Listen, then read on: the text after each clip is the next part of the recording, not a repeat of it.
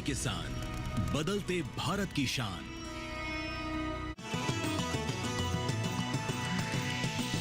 DD किसान, बदलते भारत की शान। वर्मी कंपोस्ट यानी केचुआ खाद। केचुआ खाद के इस्तेमाल से मिट्टी के पोषक तत्वों में इजाफा होता है, जिससे मिट्टी की उर्वरता शक्ति बढ़ती है। उर्वरा शक्ति बढ़ने के साथ ही आपको मिलता है आपकी फसल का अच्छा उत्पादन। जी हाँ, साथ ही ये भी कहा जाता है कि जहाँ केचुआ खाद का इस्तेमाल किया जाता है वहाँ खरपतवार भी कम पैदा होती है। इसके साथ ही केचुआ खाद आपके पौधों को रोगों से भी बचाता है। तो है ना केचुआ खाद एक कमाल का खाद।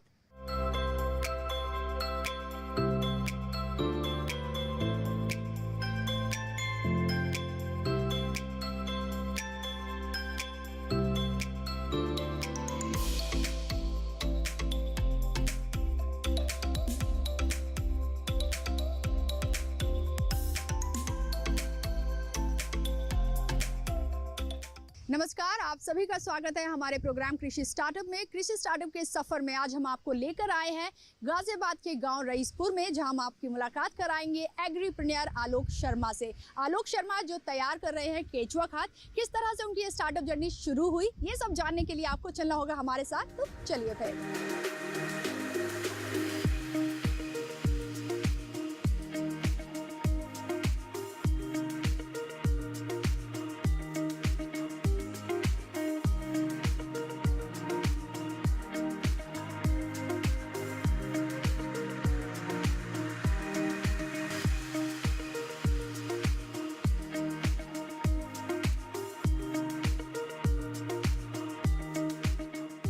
तो दोस्तों, फाइनली हमारे साथ हैं आलोक शर्मा जी। आलोक शर्मा जी, आपका बहुत बहुत स्वागत है हमारे प्रोग्राम कृषि स्टार्टअप में। और सबसे पहले मैं चाहूँगी आप अपना इंट्रोडक्शन हमारे व्यूअर्स को दे दीजिए। हेलो व्यूअर्स, मेरा नाम आलोक शर्मा, हम मृदा मित्रा से हैं, गाजियाबाद रईसपुर गांव में लगभग 10 साल से वर्मी कंपोस्ट मैन्युफैक्चरिंग कर रहे हैं। वर्मी कंपोस्ट बनाने का एक ही मकसद है हमारा कि ग्रीनरी को हम बढ़ा सकें और लोगों को ठीक भोजन पहुंचा सकें। बेहद अच्छा आपने जो मोटिव है अपने इस उद्यम के पीछे वो बताया है कि आप लोगों तक एक अच्छा और शुद्ध भोजन पहुंचाना चाहते हैं। जी मैम। कब आया मन में कि हाँ ऐसा कुछ करना है? लगभग 8-9 साल पहले हम स्टीविया लगाना चाह रहे थे, तो वर्मी कंपोस्ट का एक कॉन्सेप्ट आया कि हाँ जी वर्मी कंपोस्ट आपको डालनी है। तो उसके लिए हमें लगभग 1-1.5 लाख रुपए की वर्मी कंपोस्ट खरीदनी थी। तो हमने एक पायलट प्रोजेक्ट शुरू किया कि भाई स्टीविया हम अगर 12 महीने लगाएंगे तो हमें बार बार वर्मी कंपोस्ट की ज़रूरत पड़ेगी। तो हमने वर्मी कंपोस्ट को एक बेस मान के हमने वर्मी कंपोस्ट से शुरुआत की। स्टीविया तो भूल गए, लेकिन वर्मी कंपोस्ट में मज़ा आने लगा और कुछ लोगों का साथ मिला, कुछ दोस्तों का साथ मिला। काम धीरे धीरे करके एक एक स्टेप हम ऊपर चलते चले गए। अब हम वर्मी कंपोस्ट बनाते हैं और भी प्रोडक्ट बनाते हैं। 10 साल में 20 साल में हर किसी को ऑर्गेनिक प्रोडक्ट मिले, ग्रीनरी को फ़ायदा हो, यही है मैडम हमारा। आपने कहा कि आपने का लक्ष्य कुछ और था, स्टीविया से शुरुआत करना चाहते थे, लेकिन अब इसमें मजा आने लगा। लेकिन इस मजे के साथ जो शुरुआत में कुछ चैलेंजेस रहे होंगे, क्योंकि एक नया फील्ड में जब आप जाते हैं, नया कुछ करते हैं, तो अपनी जो चुनौतियां होती है, हर फील्ड की अपनी होती है। इस फील्ड की क्या चुनौतियां थी? मैडम इस फील्ड की चुनौती थी, हम IT से थे, हम 2 दोस्त हैं जो इस काम को करते हैं। हमें लोगों के बारे में अवेयरनेस नहीं थी। हम 2 आदमी काम करते थे, दिन रात काम करते थे। हम फील्ड में आए तो समझ में आने लगेगी कि हमें लेबर्स की भी ज़रूरत पड़ेगी, लोगों से मिलना जुलना पड़ेगा। प्रॉब्लम ये नहीं थी, प्रॉब्लम ये थी कि हम वर्मी कंपोस्ट तो बना लें, लेकिन उसको बेचें कहाँ, उसके लिए बाज़ार कहाँ ढूंढें हम। तो धीरे धीरे हमने सर्च करना शुरू करा। कुछ सीनियर पर्सन थे, कुछ इंडस्ट्रियलिस्ट थे, उन्होंने अपने गार्डनिंग में डालना शुरू किया। और IT से और एग्रीकल्चर के बीच में दरमियान थी, जो 1-2 साल की जो गैप था, वो हमारे लिए बिल्कुल पीड़ाजनक था। लेकिन उसके बाद जो आज की डेट में हम खड़े हुए हैं, वो वर्मी कंपोस्ट का बेस है, लेकिन बहुत सारी चीज़ें जो है वर्मी कंपोस्ट से बनती हैं। दूसरा ये है कि जो शहर की गंदगी है, जिससे हम गोबर यूज़ कर रहे हैं, उस गोबर को हम मतलब ख़त्म कर रहे हैं। उससे एक प्रोडक्ट बन रहा है जिससे ग्रीनरी को भी फ़ायदा हो रहा है। सीवरेज सिस्टम को ख़त्म कर रहे हैं। सीवरेज सिस्टम में जो गोबर स्टक होता था, अब वो नहीं हो रहा है। लगभग 700-800 ट्रॉलियाँ गोबर हम महीने की कंज्यूम करते हैं। आपने कहा कि IT से और यहाँ तक का सफ़र थोड़ा सा पीछे का बैकग्राउंड मैं आपका जानना चाहूँगी। IT से कैसे जुड़े हुए थे और कितना साल आपने IT को दी और तब जाकर आपने ये उद्यम 2008 से लेकर 2016 तक हम IT में थे। हम एक नया व्यापार का खोज कर रहे थे, उसमें भी हम काम अपना ही करते थे। वो चैलेंजेस जो है वो थोड़े वीक थे। जो भी हमारा काम था वो ठीक था, लेकिन आज हमने एक नया व्यापार खड़ा करा, उसको टाइम लगा।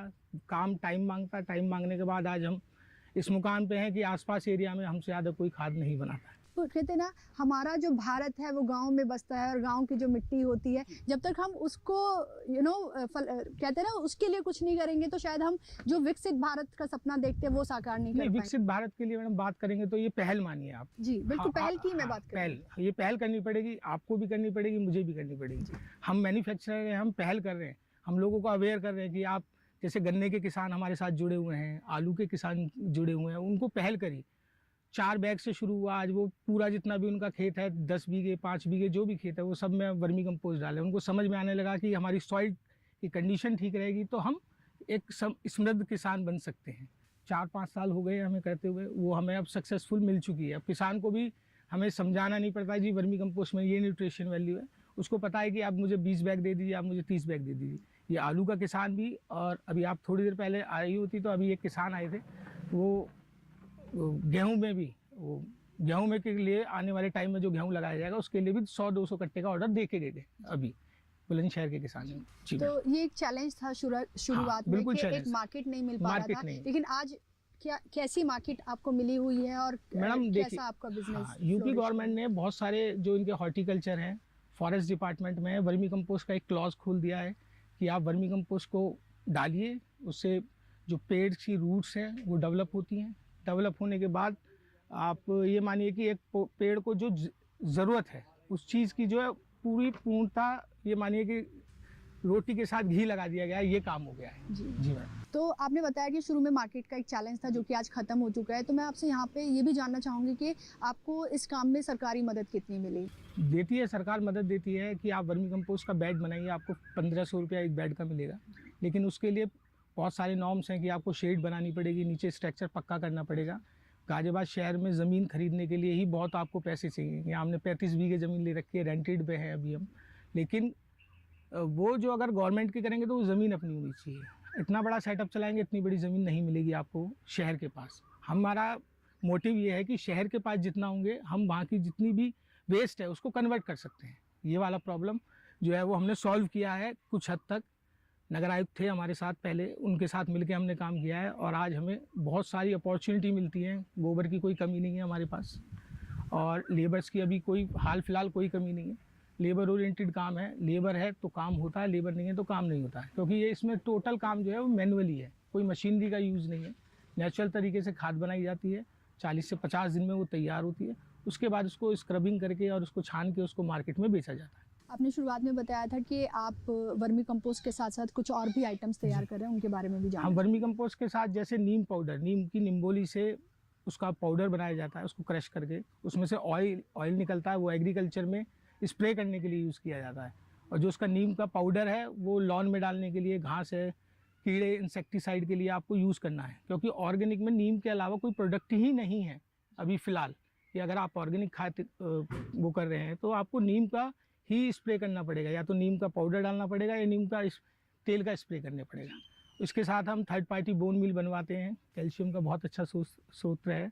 जब फ्रूटिंग आती है उस टाइम पे बहुत सारे किसान जो हैं जो पपीते की खेती करते हैं, सेब की खेती करते हैं या नींबू की खेती करते हैं, वो उसको अपने पौधे की जड़ में डालते हैं जिससे उनका फ्रूट जो है वो बढ़िया हो जाए। जी, तो अगर मैं बात करती हूँ वर्मी कंपोस्ट का जो उत्पादन अभी आप कर रहे हैं, जो प्रोडक्शन आप कर रहे हैं, कितना कर लेते हैं और कितना मार्केट तक पहुँचा पा रहे हैं? ये सीज़न वाला टाइम है, जैसे अब सीज़न है, गेहूं की फसल लगती है, आलू की फसल लगती है, तो सीज़न जो है वो जो डिमांड है वो एकदम आती है। एकदम आने इन द सेंस अगर आप प्रिजर्व करके नहीं रखेंगे इसको तो डिमांड आई आपके पास 100 बैग की, आपके पास है 50, तो 50 आप पे ऑलरेडी माइनस में, क्योंकि किसान को उस टाइम के लिए ही माल चाहिए। उसके लिए हमें पहले से सोचना पड़ेगा, क्योंकि ये प्रोसेस है 60-70 डेज लगेगा कि हमें अगले साल कितना माल बनाना है, कितना माल इसको बेचना है, तो उसके लिए पहले से तैयारी करनी पड़ेगी। ऐसा नहीं है कि हमारी डिमांड आई 100 कट्टे की तो हम 100 कट्टे के लिए आज तैयारी करें, नहीं, उसके लिए हमें 3 महीने पहले से या 4 महीने पहले से तैयारी करनी पड़े, तब हम उस डिमांड को फुलफिल कर सकते हैं। आपके पास स्टॉक में होना चाहिए। स्टॉक में होना चाहिए, लगभग 1000-2000 बैग आपके पास स्टॉक में हमेशा होनी चाहिए। जी, और जैसे आपने बताया कि आप एक शहर के अंदर, मतलब गांव में ज़मीन आपने तलाशी है, रेंटेड है ये, तो जो गोबर आता है वो किस तरह से आता है? गोबर के लिए फ्री ऑफ कॉस्ट है या मतलब आप इसको गोबर के लिए मैं बताता हूँ आपको, हमने 3-4 बंदे जोड़े हुए हैं अपने साथ, वो गोबर कलेक्शन करके लाते हैं डेयरियों से, वो हमें देते हैं। उसका जो चार्जेस है, जो हमारी और उनके बीच में जो बात बनी है, क्योंकि उसमें लेबर भी लगती है, ट्रांसपोर्टेशन कॉस्ट भी है, डीजल भी लगता है, तो उसके लिए 400-500 एक निर्धारित कर दिया गया है, उसको हम उसको देते हैं। एक से नहीं बनती बात, दूसरे को फ़ोन करते हैं, वो ले आता है। तो इस जो पूरा बिल्कुल कंपनी को जो हमने तरीके से चलाने की कोशिश करी है, और वो चल भी रही है, ऐसा नहीं है कि चल नहीं रही है। जैसे आपने देखा होगा, ये केले के पत्ते से ढका हुआ है। पहले केले के पत्ते कूड़े में डाले जाते थे, अब मंडी से केला मंडी में उतर गया, उसका जो पत्ता है वो हमने ढकने के लिए यूज़ किया है। तो ये भी वेस्ट नहीं हो, जो वेस्ट है उसको हमने यूज़ में ले लिया। तो फ़ायदा ये है कि जो भी वेस्ट वाला आइटम है, हमने एक एक करके उसको किसी न किसी काम में लगा दिया गया है। जी। तो ये जो केले के पत्ते हैं, इसका इस्तेमाल आप वर्मी कंपोस्ट में कर रहे हैं? नहीं, वर्मी कंपोस्ट के ऊपर ढकने के लिए कर रहे हैं। वर्मी कंपोस्ट का मतलब है, इसमें केचुआ है, एक केचुआ है, उसका नाम है एस्टीना फेटिडा, ऑस्ट्रेलियन ब्रीड है, उसको डाला गया है। वो डायरेक्ट सन में काम नहीं करेगा, उसको डार्क शेड चाहिए, तो उसके लिए हमने केले के पत्ते ढके हुए हैं। केले के पत्ते नहीं है तो कोई और चौड़ा पत्ता है जैसे, उसको ढक सकते हैं, लेकिन केले के में पोटाश होती है, तो पोटाश की मात्रा खाद में रखने के लिए इसलिए केले के पत्ते ढके गए। बिल्कुल, यहाँ पर शेड नहीं है, तो आपने यहाँ पे, क्योंकि कोई भी शेड नहीं है, ओपन एरिया में बेड्स लगे हुए हैं, तो इसलिए आपने यहाँ पर यूटिलाइज किया है केले के पत्तों का। देखिए, काफ़ी अच्छी जानकारी यहाँ पर मिल रही है, और आलोक शर्मा जी से और भी बातचीत जारी रखेंगे, जानेंगे कितने बेड है, कितनी ज़मीन में उन्होंने लगाए हुए हैं, और किस तरह से जो यहाँ पे वर्मी कंपोस्ट है यानी कि केचुआ खाद तैयार किया जा रहा है। लेकिन एक छोटे से ब्रेक के बाद कहीं जाइएगा नहीं, बने रहिए हमारे साथ डीडी किसान पर। दीदी, नौकरी लग गई। अरे वाह, बधाई हो। तो अब तो ढेर सारी शॉपिंग। हाँ दी, नया मोबाइल। अरे रुको शहजादे, सैलरी से पहले खर्चे। इंस्टेंट लोन भी तो मिलता है। पहले बजट बनाना सीखो, फिर खर्च करो। पर दी, देखो, कमाई का एक हिस्सा हमेशा बचाना चाहिए, लेकिन पार्टी देने से नहीं बचोगे तुम। हाँ दी, पार्टी मेरी, बजट तुम्हारा। अच्छा। आरबीआई कहता है, सही वित्तीय बर्ताव करे आपका बचाव। ब्रेक के बाद एक बार फिर आप सभी का स्वागत है हमारे प्रोग्राम कृषि स्टार्टअप में। और कृषि स्टार्टअप की टीम इस वक्त है गाजियाबाद के रईसपुर गांव में, और आज है मेरे साथ एग्रीप्रेन्योर आलोक शर्मा जी। तो आलोक जी, हम यहाँ आ चुके हैं और वर्मी कंपोस्ट आप कर रहे हैं, तो आज आपसे समझना चाहेंगे, यहाँ पे मैं कुछ बेड्स देख रही हूँ, तो कुछ शायद रेडी बेड्स भी है यहाँ पे और कुछ तैयार होने वाले हैं, तो इनके बारे में आप हमें बताइए। मैडम, इन पर नया गोबर इंस्टॉल किया गया है। अब ये प्रॉपर तरीके से वर्मी कंपोस्ट बनने के लिए 40 से 50 दिन लगेंगे। और ये देखिए आप, इससे खाद उतारी जा चुकी है, सब लेबर सब काम कर रही है। इसमें पानी का छिड़काव किया जाएगा, केले के पत्ते से इसको ढक दिया जाएगा, समय समय पे इस पर पानी लगाया जाएगा, और पानी लगाने के बाद चेक किया जाएगा किसी में मॉइस्चर ज़्यादा है या कम है या हीट कर रहा है, तो उसके हिसाब से इसकी टर्निंग करके इसमें पानी लगा दिया जाएगा। और फॉर द बीइंग टाइम बाद 45-40 डेज़ बाद ये वर्मी कंपोस्ट में कन्वर्ट हो जाएगी। जी, अब मैं आपको अपने पार्टनर से मिलवाता हूँ, विपिन ठाकुर जी हैं। विपिन जी, आपका भी बहुत बहुत स्वागत है हमारे प्रोग्राम कृषि स्टार्टअप में।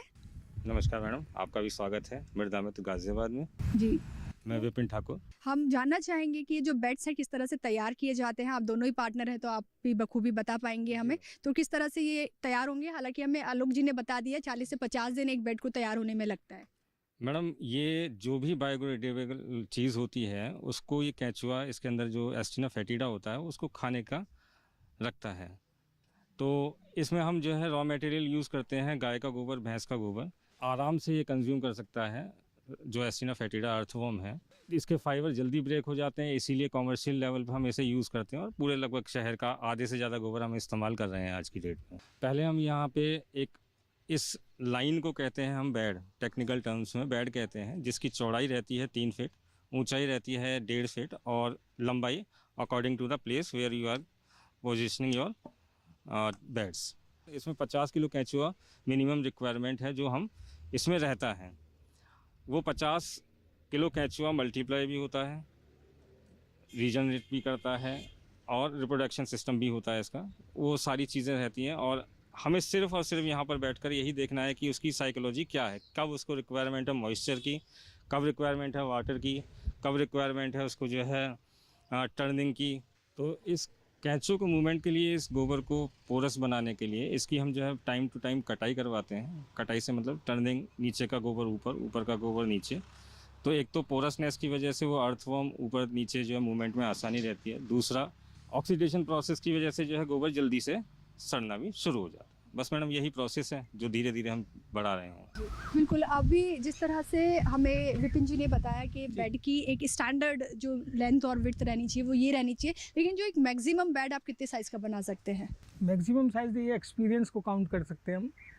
जैसे हमारे पास 80 फीट के भी बेड हैं, 30 फीट के भी हैं और 100 फीट के भी हैं।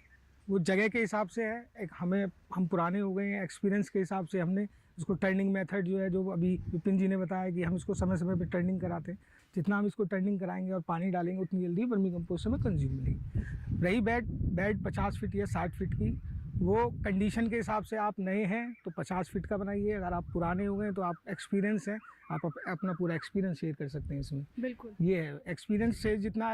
अब जैसे हम जहाँ खड़े हुए हैं ये हमने 50 फीट के बेड हैं, आप नीचे दूसरी साइड पे मैं दिखाता हूँ, वहाँ पे आपको 80 फीट 100 फीट के भी बेड दिखाई देंगे। मतलब कुल मिला के जो मुझे समझ में आता है दोनों की बात सुन के वो ये है कि बेड का साइज़ जो है इस बात पर निर्भर करता है कि आपका एक्सपीरियंस कितना है, क्योंकि जितना लंबा और जितनी आप उसकी विड्थ रखते हैं उसमें केचुए मरने के चांसेस ज़्यादा रहते हैं। और थोड़ा हमें ये भी देखना होता है कि एक बार में एक जो वर्कर है वो हमारा कितना लंबा बेड को टर्निंग कर सकता है या खाद उतार सकता है। लगभग ये 8 एकड़ लैंड है हमारे पास जिसमें हम कर रहे हैं। कुछ जगह हमने स्पेस खाली छोड़ी गई है जिसमें खाद छानना है, गाड़ी लोड करनी है। रोड साइड है ज़मीन अधिकतर, जिससे गाड़ी लोडिंग में हमें कोई प्रॉब्लम नहीं होती है, इजीली गाड़ी लोड कर सकते हैं हम। अगर पीछे वाले खेत लेते हैं तो वहाँ लॉरी जाने के लिए प्रॉब्लम होगी और लेबर को भी दिक्कत होगी। काफ़ी दूर डिस्टेंस है, 50 किलो का कट्ठा उठा के उसको गाड़ी में लोड करना, तो इसलिए रोड साइड ले रखी है। और ज़मीन इस हिसाब से ड्राइंग हमने तैयार की है कि लेबर को आसानी हो, बेड बनाने में आसानी हो, और हमें खाद जो है कम रेट में कैसे हम इसको मैन्युफैक्चरिंग कॉस्ट को कर सकते हैं, ये हमारा मेन मोटिव है। कॉस्टिंग कम रखेंगे उतना किसान के पास हम जो है सुविधाओं को आराम से और सस्ते में पहुंचा सकते हैं। अगर हम ही कॉस्टिंग अपनी 6 रुपये लाएँ तो किसान को क्या फ़ायदा होगा, 7 रुपये कहाँ से ले आएगा।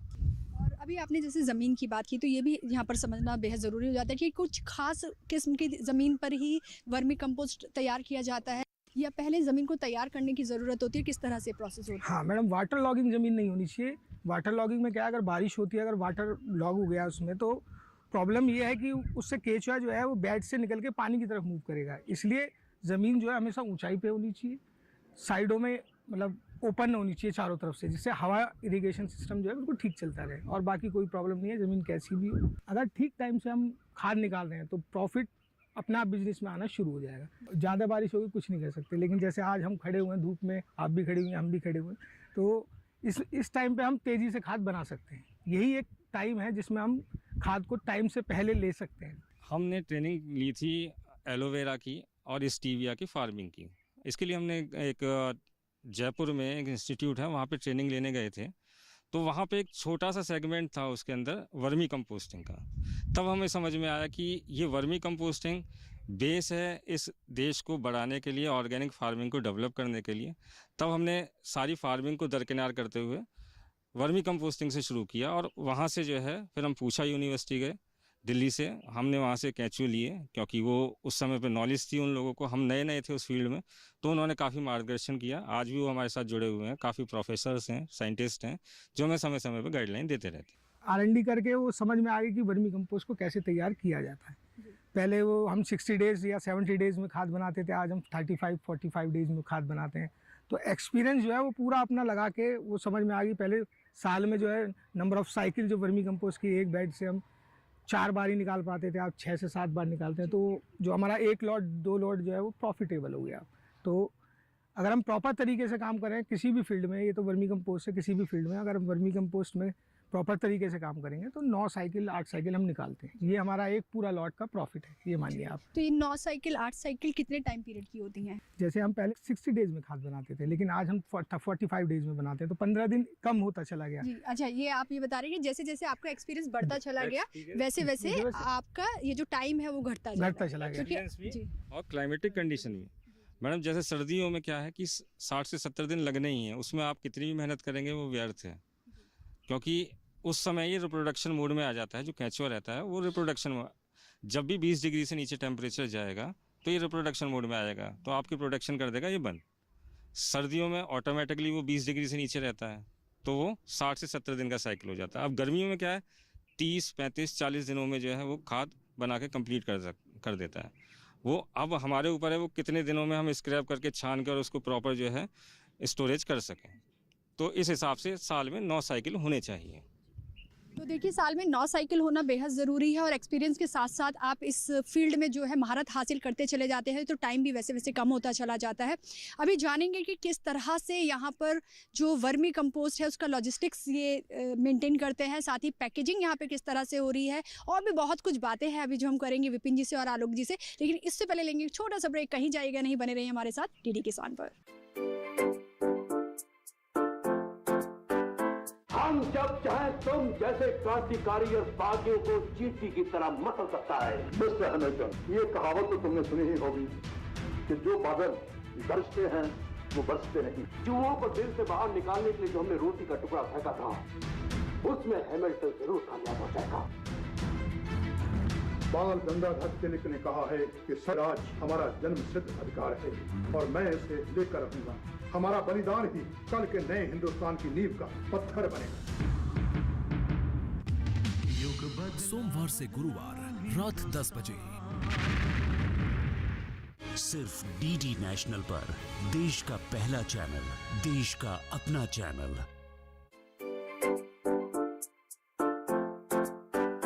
ब्रेक के बाद एक बार फिर स्वागत है आप सभी का हमारे प्रोग्राम कृषि स्टार्टअप में। और कृषि स्टार्टअप की टीम इस वक्त है गाजियाबाद के रईसपुर गांव में और मेरे साथ है एंटरप्रेन्योर आलोक जी और साथ ही हैं विपिन जी। तो ब्रेक पे जाने से पहले हम जानना चाहते थे आपसे कि लॉजिस्टिक्स किस तरह से आप यहाँ पर मेंटेन करते हैं। जी, लॉजिस्टिक के लिए क्या है कि गाजियाबाद में ट्रांसपोर्टर है, उनसे बात करते हैं। जैसे माल हमें फॉर एग्जांपल उड़ीसा भेजना है तो उसके पूछेंगे कि भाई 30 टन या 40 टन जो भी माल जाना है उससे पूछेंगे कि 30 टन का क्या भाड़ा है। भाड़ा हो गया, भाड़ा पूछ के पार्टी को बता दिया, सहमति बन गई, गाड़ी आ जाती है। 50 किलो के हिसाब से कट्टे लोड करते हैं। लोड करने के बाद वो कागज़ पूरा बना के उसको दे देते हैं। 4 से 5 दिन में वो डिलीवरी पहुंच जाती है। अगर हम उड़ीसा की बात करते हैं या हमें हरियाणा भेजना है या गाज़ियाबाद में भेजना है तो छोटे टम्पू चलते हैं, उनमें जिसकी डिमांड है 100 कट्टे की या 50 कट्टे की उसको लोड करा के भेज देते हैं। तो लॉजिस्टिक गाज़ियाबाद शहर में तो कोई प्रॉब्लम नहीं है। और रही बात जम्मू कश्मीर की, जैसे माल भेजते हैं तो उधर से गाड़ियाँ आती हैं, सेब लेके आती हैं यहाँ मंडी, आज़ादपुर मंडी। वो किसान जो है वो डायरेक्ट गाड़ियाँ भेजते हैं हमारे पास कि आप इसमें 200 कट्टे लोड कर दीजिए। तो लॉजिस्टिक की ऐसे बातों से मुझे समझ में आ रहा है कि जो आपका ये वर्मी कंपोस्ट है, केचुआ खाद है, ये pan India pan India sale कर रहे हैं। पैन इंडिया सेल कर रहे हैं मैडम। तो कितने स्टेट्स अभी तक कवर कर चुके हैं विपिन जी? मैडम साउथ इंडिया को छोड़कर ऑल ओवर इंडिया, जिसमें महाराष्ट्र, आंध्र प्रदेश, तमिलनाडु, इनको छोड़ दीजिए, बाकी ऑल ओवर इंडिया माल जाता है फिलहाल। बहुत अच्छी बात है कि काफ़ी 8 सालों में आपने पूरी पकड़ बना ली है इंडिया में। तो ये सिर्फ ऑफलाइन है या ऑनलाइन भी, आप जो छोटे आपके बायर्स होते हैं उन तक भी माल आप लोग पहुंचा रहे हैं? ऑनलाइन ऑफलाइन दोनों तरह की डिलीवरी है। अनटिल अनलेस जो है उसको क्लाइंट को ये समझ में आना चाहिए कि कम माल लेगा, दूरी ज़्यादा होगी तो उसको कॉस्टिंग ज़्यादा बैठेगी। इसलिए हम पहले ही बता देते हैं कि आप जो है लोकल वेंडर देख लीजिए अगर दूरी ज़्यादा है तो, और वॉल्यूम कम है। अगर वॉल्यूम ठीक है तो हमें भेजने में क्या दिक्कत है। किसान को, बायर को अगर सस्ते में माल पहुंच रहा है तो वो हर जगह लेगा। क्वालिटी में कोई कॉम्प्रोमाइज़ नहीं है, इसलिए माल जाएगा। तो ये जो 8 सालों का सफ़र है, जितना मैं समझ पा रही हूँ एक कामयाबी वाला सफ़र है और काफ़ी आप लोगों ने इसमें ग्रोथ की है। तो इन 8 सालों में आप दोनों खुद को कहाँ पाते हैं? पहले आपसे शुरुआत करें। मैडम 8 साल में जो जर्नी रही हमारी, पहले 1-2 साल तो थोड़ा सा लगा कि भी करें नहीं करें, फिर उसके बाद क्या धीरे धीरे जब स्टेप जब समझ में आ गई कि हाँ नहीं अब यही व्यापार करना है, अब किसी और व्यापार में नहीं जाना है, तो हमने लोगों से सर्च करना शुरू किया। आज जिस लेवल पे हम खड़े हैं, शायद यूपी में कोई ऐसा आदमी होगा जो हमें वर्मी कंपोस्ट में कोई टक्कर दे सके। ये सबसे ज़्यादा है वर्मी कंपोस्ट बनाने वाली साइट है और यूपी के पहले आदमी है जो हमने गाज़ियाबाद में लाइसेंस लिया था। हमें पहले यही नहीं पता था कि वर्मी कंपोस्ट का लाइसेंस भी होता है। हमने उत्तर प्रदेश सरकार में अप्रोच की, वहाँ गए, जिला कृषि अधिकारी थे गाज़ियाबाद के, उन्होंने हमारी मदद करी। फिर हम सेक्रेटरीट गए, वहाँ पे उन्होंने हमारी मदद करी। लगभग 15 से 20 दिन में हमने वर्मी कंपोस्ट का लाइसेंस मिल गया हमें, और ये हमारे लिए बहुत बड़ी अचीवमेंट थी। उसके बाद धीरे धीरे एक स्टेप करके नोएडा टॉटी को माल देने लगे, गाज़ियाबाद में देने लगे। तो लोगों को समझ में आने लगा कि हाँ भाई कागज़ है, व्यापार है, वर्मी कंपोस्ट है, तो तीनों चीज़ अगर एक साथ मिल जाएंगी तो आपका व्यापार भी बढ़ेगा और माल भी बिकना शुरू। तो ये तीनों चीज़ को हमने एक बेस बनाया। कागज़ पहले तैयार करे, वर्मी कंपोस्ट हम बनाते ही थे, लोगों से मिले, तो वो चेन सिस्टम जो है खुलता चला गया। आप वर्मी कंपोस्ट लेना चाहते हैं और आपने कहा कि कागज़ दिखाइए, हमने पूसा इंस्टीट्यूट में इसको टेस्टिंग कराई, उसकी रिपोर्ट बिल्कुल एक्यूरेट आई, जो होनी चाहिए, जो FCO के नाम से रिपोर्ट होनी चाहिए वो रिपोर्ट आई। उसके बाद लोग हमसे माल खरीदने लगे। माल में कोई 19-20 हम करते नहीं, जैसा बनता है वैसे ही उसको पैक करते हैं, लेबर पैक करती है, साथ के साथ गाड़ी लोड करते हैं, चला जाता है। जी, तो आपने पैकेजिंग की बात की विपिन जी, किया है कितने पैकेज में मतलब आपका मैडम ये 5 किलो से लेकर और 50 किलो की पैकेजिंग रहती है, इजी टू कैरी रहता है, इसलिए 50 किलो से मैक्सिमम जो है नहीं बढ़ते हैं। और वैसे जो मैक्सिमम रहता है वो अकॉर्डिंग टू क्लाइंट रिक्वायरमेंट रहता है। वो कहता है 35 किलो की पैकिंग चाहिए तो 35 किलो की भी होगी, 40 किलो की कहता है तो 40 किलो की भी होगी, और 5 किलो की है तो 5 किलो की भी होगी। तो आप दोनों का अगर मैं फ्यूचर विजन जानना चाहूँ, जैसा कि आलोक जी ने बोला कि बहुत ही एक अच्छी ग्रोथ है और काफ़ी आज ये चैलेंज करते हैं कि पूरे गाज़ियाबाद में, पूरे यूपी में इनफैक्ट आपको टक्कर देने वाला कोई नहीं है, तो क्या कहेंगे इस पर विपिन जी? मैडम जब तक मंच नहीं मिला था और कोई बड़ा आदमी अगर उस मंच से ना बोले तब तक इस वर्मी कंपोस्ट को कोई जानता भी नहीं था। इसे सिर्फ आज की डेट में अगर 50% लोगों से भी पूछा जाए तो आज को भी ये गोबर ही कहेंगे इसे। माननीय मोदी जी ने जब इसको मंच पे कह के 3 बार प्रचारित किया कि आप वर्मी कंपोस्ट पे आइए, वर्मी कंपोस्ट पे आइए, तब से लोगों के रुझान इसकी तरफ बढ़ा। और उस रुझान का एक फ़ायदा था ये सीधा कि जब वर्मी कंपोस्ट को पहले समझाना पड़ता था, फिर समझने लगे खुद, फिर हमें तो सिर्फ एक प्रोडक्ट देना है उन्हें, वो अपने आप खरीदेंगे उस चीज़ को। बिल्कुल, चाहे किसानों की आमदनी की बात हो, चाहे जैविक खेती की बात हो, हमारे जो प्रधानमंत्री है उनका इसमें बड़ा योगदान है। चाहे इवन मैं कहूँगी यहाँ पे मिलेट्स का भी मैं जिक्र करना चाहूँगी, धरोहर रही है भारत की, लेकिन उसकी जो वापसी कराई है शायद उसका श्रेय प्रधानमंत्री जी को देना चाहूँगी। तो लास्ट में मैं सबको ये अपॉर्चुनिटी देती हूँ, आज आप दोनों को भी देती हूँ, जो हमारा यूथ आज आपको सुन रहा है, हमारे दर्शक आपको देख रहे हैं और आई एम श्योर मोटिवेट भी हो रहे होंगे इस जर्नी से कि IT के बंदों ने आके एक वर्मी कंपोस्ट का काम किया और देश को आज वो ये बोलते हैं कि हम शुद्ध भोजन देना चाहते हैं, इसलिए आज हम इस फील्ड में हैं। क्या मैसेज होने वाला है आलोक जी? व्यूअर्स के लिए मेरा मैसेज सिर्फ इतना है कि जो भी काम करें ईमानदारी के साथ करें और पूरी लगन के साथ करें। जिस चीज़ को भी समय देंगे वो चीज़ अपने आप जो है फ्रूटफुल हो जाएगी, सक्सेसफुल हो जाएगी। और मैथिली शरण गुप्त जी ने भी कहा है कि अशिक्षा तेरा नाश हो जो तू नौकरी के अधीन बनी। तो नौकरी के लिए आप पढ़ाई मत कीजिए, पढ़ाई कीजिए समाज में सुधार के लिए, सामाजिक परिवर्तन के लिए, शैक्षिक उत्थान के लिए। बस यही मैं कहना चाहूँगा, जो भी काम करें ईमानदारी के साथ। जी, बेहद उम्दा मैसेज यहाँ आपने विपिन जी हमारे दर्शकों के साथ साझा किया है। आलोक जी, आपका क्या मैसेज होने वाला है? मेरा व्यूअर्स को यही मैसेज है कि ये स्वस्थ रहने के लिए अच्छा भोजन करें, व्यायाम करें और नई नई चीज़ों में R&D करें। आप हमारे साथ आइए, हम आपको आगे बढ़ाने के लिए, इस देश को बढ़ाने के लिए एक नई पहल करते हैं, नई दिशा के लिए काम करते हैं। धन्यवाद जी। तो बेहद अच्छा मैसेज यहाँ पर आलोक जी ने भी दिया है आप सभी को कि ऑर्गेनिक से जुड़िए और शुद्ध खाइए, स्वस्थ रहिए। आप दोनों से मिलकर बेहद अच्छा लगा है, बेहद अच्छा आप यहाँ पर काम कर रहे हैं और मैं आपके लिए यही शुभकामनाएं करती हूँ कि आप आगे भी ये जो काफिला आपने चलाया है इसको ऐसे ही ये बढ़ता रहे और आप दोनों से मिलकर बेहद खुशी हुई है। Thank you so much.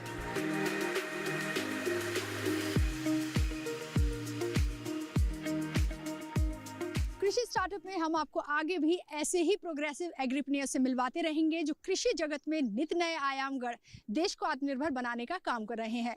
दोस्तों, अगर आपको लगता है आपकी स्टार्टअप जर्नी भी दिलचस्प है और ये लोगों तक पहुंचनी चाहिए तो आप हमें मेल कर सकते हैं। हमारी मेल ID है digital.agrikisan@gmail.com। इसी के साथ प्रोग्राम में अब तक दिखाए गए हमारे किसी भी स्टार्टअप की अगर आप कॉन्टैक्ट डिटेल्स चाहते हैं तब भी आप हमें इसी मेल ID पर मेल कर सकते हैं। मेल ID फिर से दोहरा देती हूँ आपके लिए, digital.agrikisan@gmail.com। अगले हफ्ते एक नई स्टार्टअप जर्नी को लेकर फिर हाजिर होंगे। तब तक के लिए दीजिए इजाज़त। नमस्कार।